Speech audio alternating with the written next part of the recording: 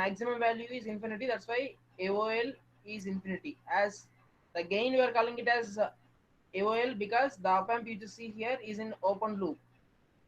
If the op amp is in open loop, the gain offered by the op amp is open loop gain. That's why the name AOL. AOL is infinity. And the rest of the parameters I can relate with the voltage amplifier basics. The input impedance is very high. What are the advantages with this? The device power dissipation is very less. If the input impedance is very high, the device power dissipation is very less. And also I can able to properly apply my I can able to properly appear my applied input across the op amp. If the input resistance is very high, whatever the input I applied, that will be effectively entire voltage, entire applied input will appear at the input of the my operational amplifier. So that is the importance of input resistance. So input resistance has to be as high as possible, and output resistance is zero. What is the advantage with this? Whatever your generated signal, that has to be delivered to the load.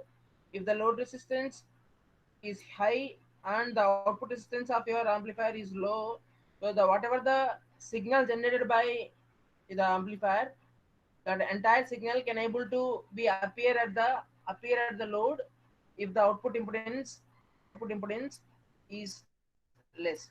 And please note here, I am calling it as output impedance. General notation is Z0, and here it is shown R0. Both are same.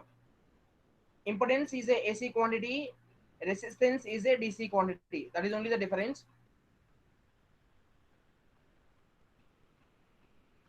So the output impedance has to be as less as possible. And zero offset, this is zero input offset voltage, VIOS. We will discuss in further slides details about this. Please note that the input offset voltage has to be zero for an ideal op amp. Please remember this. And infinite bandwidth, the meaning of infinite bandwidth is any amplifier can able to amplify some range of frequencies. So for this range of frequencies from 0 to f, for the range of frequencies only, the amplifier will give you faithful amplification. Faithful amplification meaning without altering the input wave shape at the output, the amplification is provided. The voltage amplification means without changing the applied input signal wave shape, the increase in amplitude at the output is available. That means not changing the wave shape. That is faithful amplification. But any amplifier will have a frequency range. If you apply beyond this range, let us say this f is 1 megahertz. So if you apply 2 megahertz signal to this amplifier, which is having the 1 megahertz bandwidth, so if you apply 2 megahertz at the output, you won't get the faithful amplification. You will get the distorted output. Means if you apply a sine wave like this, you won't get that the output same sine wave with increased amplitude. You won't get this if you apply a signal of 2 megahertz, because the amplifier can able to amplify till 1 megahertz only. If you apply 2 megahertz, you will get some distortion. Some distortion means some clipping may happen. So like this you will get, like this you will get, you will not get this waveform. You will not get this waveform. So that is the importance of bandwidth of an amplifier. So infinite bandwidth means there is no limit on the applied input signal frequency. Any frequency signal you can apply to the op amp, you will get a faithful amplification at the output of the op amp. So this is ideal op amp I'm talking about. And CMR is infinity, meaning, as you know, the gain offered to the common mode signal has to be zero for an ideal op amp. So CMR will be infinity. If AC is zero, then as the AC is in denominator, then CMR will get infinity. and CMRR is the very important parameter of the op amp. And slew rate meaning how fast the output of the op amp will change, how fast the output of the op amp will change if there is a change in the input. You see the definition, dV naught by dt. So this has to be as high as possible, meaning let us say now the output is 5 volts. Because of the input change, the output is changing to 10 volts. If the slew rate is small, it will take so much time to change from 5 to 10 volts. It will take so much time if the slew rate is small. So if the slew rate is very high, within no time the output will change from 5 to 10 volts. So that is the importance of slew rate, how fast the output is changes with respect to time. So the slew rate has to be as high as possible. And as it is IC, the effect of temperature is less. As it is mentioned, no effect, but anyhow, as the electronic component, there will be always some effect will be there. That is negligible.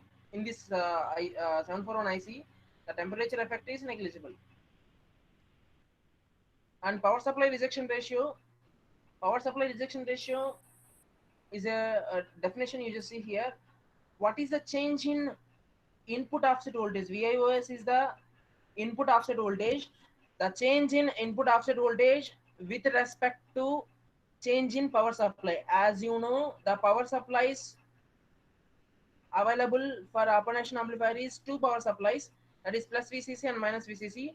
So you can change, we can see the change in this parameter with respect to one power supply only. We cannot see the change in the VIOS because of the both the changes.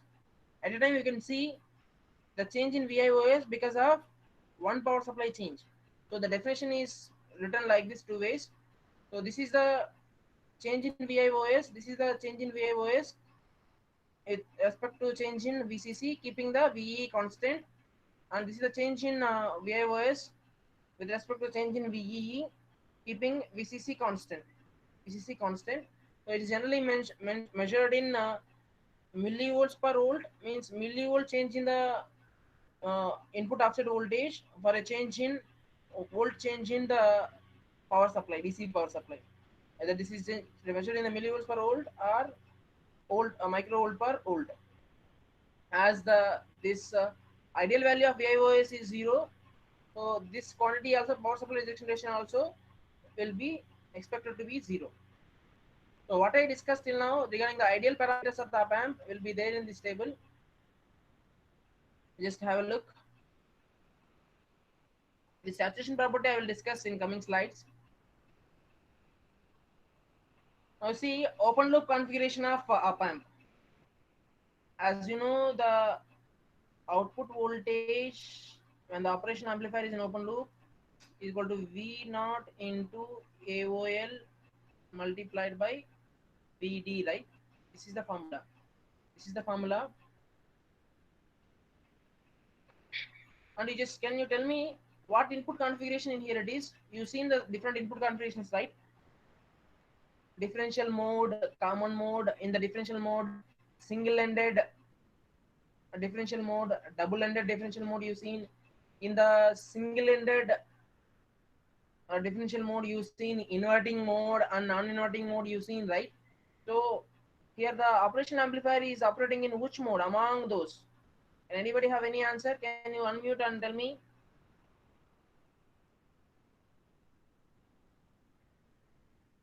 Here the operation amplifier is in double-ended differential mode. As you are applying two inputs simultaneously, and these two inputs are different, right? This is V1 and V2, two different inputs. Then this is double-ended differential mode. Instead of here V2, if here V1 is there, then this is common mode.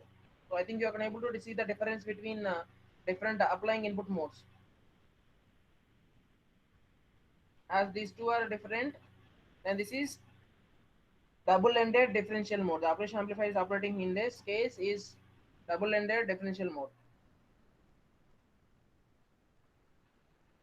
So this is the output equation, and there is no feedback is there between the input and output. So we can say that this operational amplifier is operating in open loop. Anyhow, these characteristics also I will explain in the PPT. You just see only one thing is observe here is that you need to operate the operation amplifier in the linear region only. Linear region only means you need to apply the input this much range only. This much range means this is actually in the microvolts range. If you apply the input microvolts range, then only you will get the proper output, faithful amplified signal. Faithful amplified signal. If you apply the input signal is having the magnitude either at here or here, then you the output of your amplifier op amp is saturated like this. Out saturated like this. So this is the voltage transfer characteristics. Transfer characteristics meaning here one parameter from the input, one parameter from the output you will consider. You just see Vd is the input of your operation amplifier, and V0 is the output of your operation amplifier. So then we can say one parameter from input, one parameter from output if we consider, then we can say that the characteristics are transfer characteristics. So whatever till now in the previous in module 1 that VA characteristics, those are input characteristics, input or output characteristics. Depends on if the input parameters if we consider, then we can say input characteristics. If we consider output parameters either voltage or current, then those are output characteristics. But here these are transfer characteristics because one parameter from input, one parameter from output. That's why these characteristics are named as transfer characteristics. And voltage you use here is here you used is voltage. That's why voltage transfer characteristics. And operating the op amp is in closed loop. You see the operation amplifier. You just connect a resistor between the input and output. Between the input and output, a resistance. And please note, as I told you in the previous class itself, and again mentioning, when you're drawing op amp, always mention the minus sign above, plus sign below, because you just see here, the resistor is connected where? At minus terminal. At minus, if the resistor from output to input, so at the input the resistor is connected to the minus terminal, meaning the feedback here is negative feedback. The feedback here is negative feedback. There is another form of feedback is also possible, that is positive feedback. Simply positive feedback meaning you just connect a resistor like this. So then if you connect resistor like this, if above it that is not there, only this is what I'm saying is you connect the resistor like this, and above terminal is grounded like this.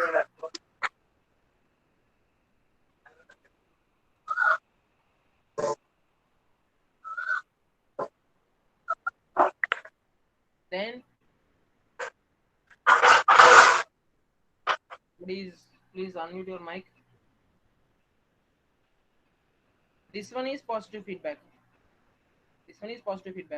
So by simply changing the sign, there is a drastic change in the meaning of the feedback, right?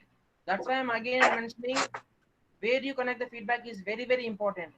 So if you unknowingly write plus here and below minus, and you are saying that this is some circuit, then gone. That becomes positive feedback. Positive feedback never ever be there in the amplifiers. Whatever the amplifiers you are using, this operation amplifier, whatever the application in their module 1,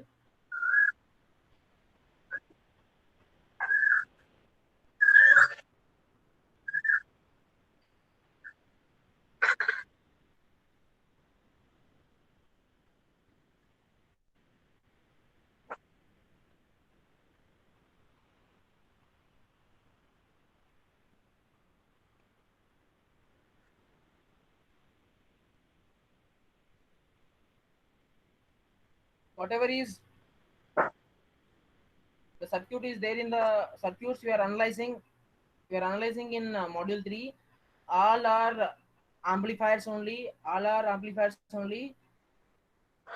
the amplifiers will use the negative feedback only. So, so please note this. This is very very important. Connecting the feedback at minus terminal is very very important. So the resistor connected here between the output and input, we are calling it as feedback resistor. Feedback resistor. ಏನದ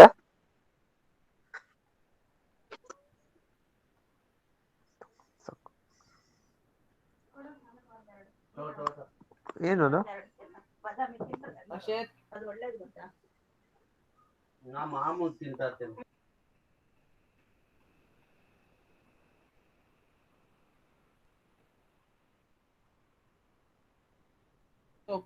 so that much is the importance of the connections. That much is the importance of the connections.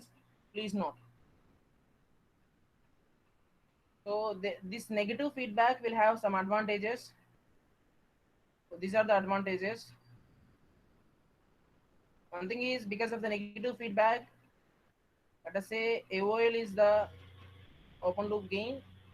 Because of the negative feedback, the gain is feedback gain. So the overall gain because of negative feedback will reduces, but but you see the other parameters of the amplifier. So negative feedback, we're talking about closed loop system, right? So previously ideal characteristics whatever we discussed for open loop. So if we, for that open loop system, if you apply negative feedback, then that system becomes closed loop. So this closed loop system will have change in the characteristics. Those characteristics I'm discussing now. So because of employing this negative feedback, the distortion will reduces, the bandwidth will increase. The bandwidth will increase means the range of frequencies we can apply for the operation amplifier increases, and the input resistance. Generally, we want as much or as large as possible the input resistance. Already the input resistance is more. Because of employing this negative feedback, the input resistance even further increases. So that is also fine for me. And I want the output resistance as small as possible. Already for open loop system, the output resistance is small. Because of employing this negative feedback, the output resistance even further decreases. That is even advantageous for me. I want the output resistance as small as possible. So under the reduced gain, the rest of the parameters, the rest of the parameters of the operation amplifier operating in closed loop is improved. Only thing is, you may ask, sir, actually for any amplifier the gain has to be as high as possible. So for compared to open loop system, for a closed loop system the gain is reduced. So will this is advantage or disadvantage? So obviously, under you, if you want something, you need to pay something, right? So under the reduced gain cost, I am seeing the improvement in other parameters, and also as the gain is very very high, the output will saturate. So means output is uncontrollable. So if the gain is reduced also, then I will get controllable output. Controllable output means the output is stable. The output is stable. This point I will further discuss. So decreasing gain is a disadvantage of the negative feedback, I can say. But because of this reduced gain, I am seeing the improvement in other parameters. So that's fine for me. I can pay reduced gain to improve other parameters.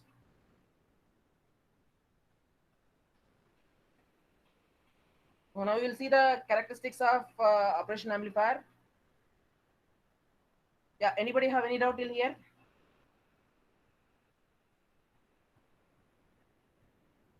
So I'll quickly complete. Please bear with me in coming 5 minutes.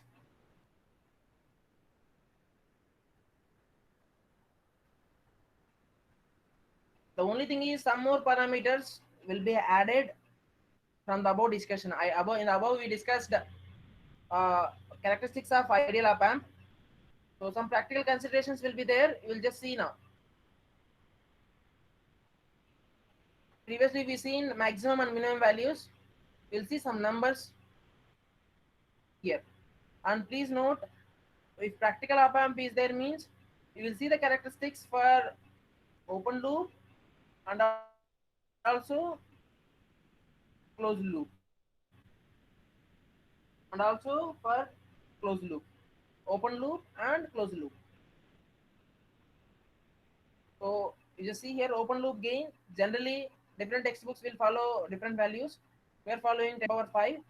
Some of the textbooks will also follow 10 power 6 as the open loop gain of the op amp. And input impedance is 2 mega ohm, and output impedance is 75 ohm. That is open loop.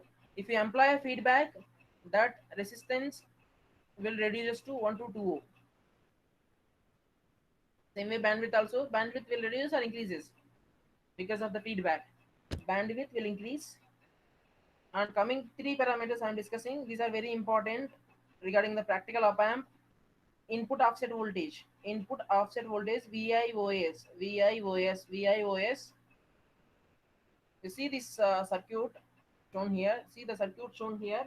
Generally, if you apply inputs are grounded, applied inputs, if you connect both the inputs to ground, you are expecting that the operation amplifier output will be zero. Means following the formula V naught equal to AOL into PD, and the difference here is zero, and then I will expect output is zero. This is what we talked about. All this is ideal.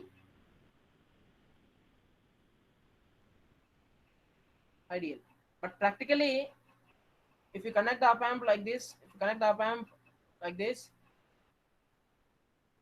the output is non-zero. You just observe here the meter reading is showing non-zero.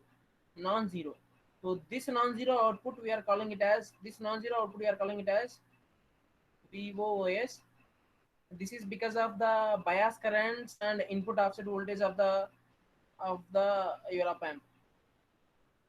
So this is VOS.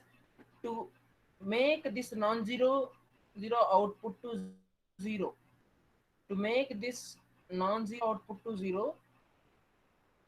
you will apply a suitable magnitude, suitable phase signal at a suitable input shown here to make this non-zero output to zero. You see here, to make the non-zero output to zero, you will apply a suitable magnitude and suitable phase signal at a suitable input. This will be specified by the anyhow designer. So that voltage we are calling it as VIOS, input offset voltage. The voltage you will apply at the input to make the output zero is the input offset voltage. Input offset voltage VIOS.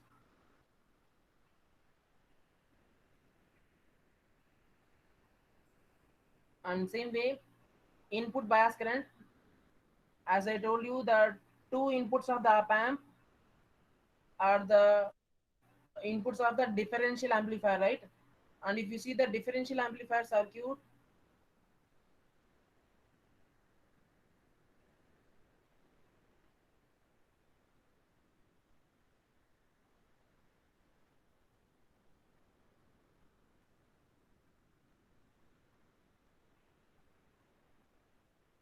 so this is one input and this is one more input, and you just see this is the base of the BJT, right? So these inputs are base. These inputs, the inputs of the op amps are bases of the BJT. BJT. So this current is the base current. The current flowing is the base current IB1 and IB2. These are the base currents. These currents we are calling it as the current. These currents only flowing into the op amp, right? This IB1 and IB2 only flowing into the op amp, right? Flowing into the op amp, flowing into the op amp, and finally through base and inside circuit it will go. So these currents were the currents which are flowing into the op amp, we are calling it as bias currents. And you just see here Q1 and Q2 are the two transistors. When you are fabricating these transistors, the transistor having the identical base currents, identical collector currents, and identical beta is too difficult. If Q1 is having, let us say, IB1 is some 10 microamps, Q2 will have a base current of some 9 microamps or 11 microamps, like that. There is always some slight change will be there. Some slight change will be there. This what I am talking about is when we are fabricating this. When you are fabricating this. When you are fabricating this. So in summary, what I am saying is the IB1 and IB2 currents are not always same. Not always same. There is always some slight change will be there. So when you're mentioning the bias current, as these two are not same, these two are different in magnitude. So we'll take the average of that. When you are mentioning the bias current, we will take the average of those two signals because no two transistors will have identical base currents.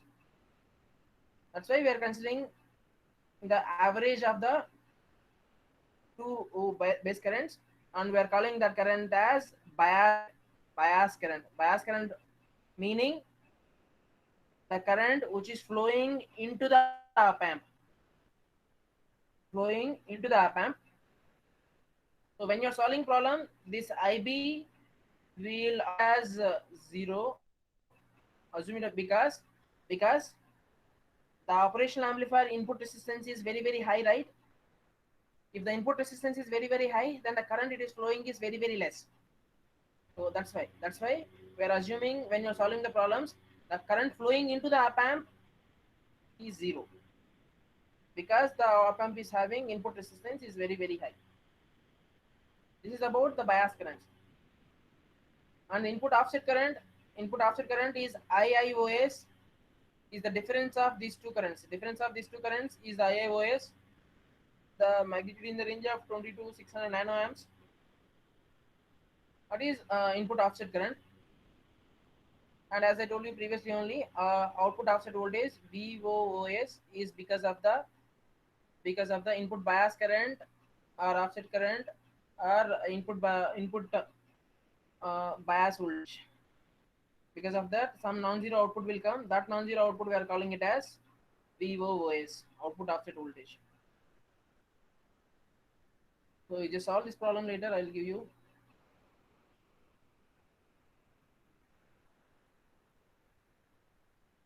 So that is about the practical op amp characteristics. And regarding the pin diagram, in the beginning of the lecture itself, we already discussed regarding the pin diagram. You just remember the pin diagram, which pin is what. So, and this table is very important. You try to, these are ideal values of op amp. These are practical values of op amp. Please note, these both the values when the op amp is in open loop. When the op amp is in open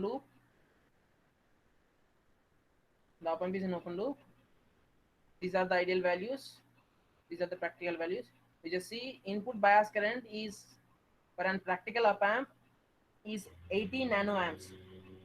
And I think you remembered already. You never ever forget this. What is the op amp number? That is 741. So these are the values. to be remembered. And these are some of the features I can say. These are the safety for IC. Safety for IC. Short circuit protection, no frequency compensation required. Offset voltage nulling capability. You see how we make the output zero. Pin number 1 and 5 of the op amp you will use, right, to make the output zero. So this is offset nulling. So the voltage you can apply, large range you can will be there. So these are the some of more features of your practical op amp. So that is about the pin diagram, block diagram, and practical op amp characteristics. I'm moving on to the next topic, and this topic is also very important. Realistic simplifying assumptions of an op amp.